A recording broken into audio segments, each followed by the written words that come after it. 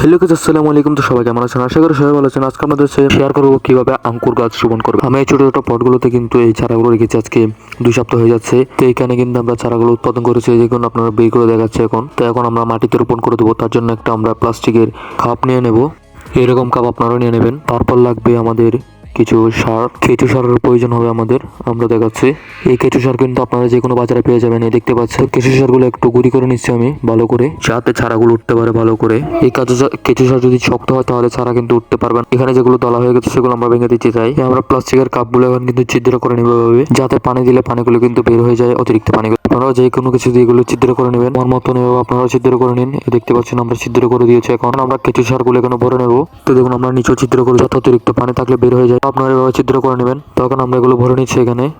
আপনারা ছোট ছোট করে ভরে নেবেন। আপনারা নরম করে কিন্তু ভরতে হবে। এইভাবে ভরে নিলাম আমরা। এখন বীজগুলো নিয়ে আমরা কিন্তু এখানে রোপণ করে দেবো। তো আমরা বীজগুলো নিয়ে নিচ্ছি। এই দেখতে পাচ্ছেন আমরা বীজগুলো নিয়ে নিচ্ছি। এখন আমরা দিয়ে দিচ্ছি টবের মধ্যে। এবার আপনারা লাগিয়ে দেবেন। দেওয়ার পর অল্প কিছু পানি দিয়ে দেবেন। এবার আপনারা রোপণ করে দেবেন। এবার আপনারা একটু অল্প করে পানি দিয়ে দেবেন হাত দিয়ে। এন্ড প্লাস্টিক দিয়ে ঘুরে আপনারা বেঁধে দেবেন। এই প্লাস্টিকটি এভাবে আপনারা 1 সপ্তাহ রেখে দেবেন, দেওয়া যাবে না। এন্ড প্লাস্টিক দিয়ে বেঁধে দেবেন। আজকের ব্লগটি পর্যন্ত। আল্লাহ আপনাদের সবাইকে ভালো রাখুক। আসসালামু আলাইকুম।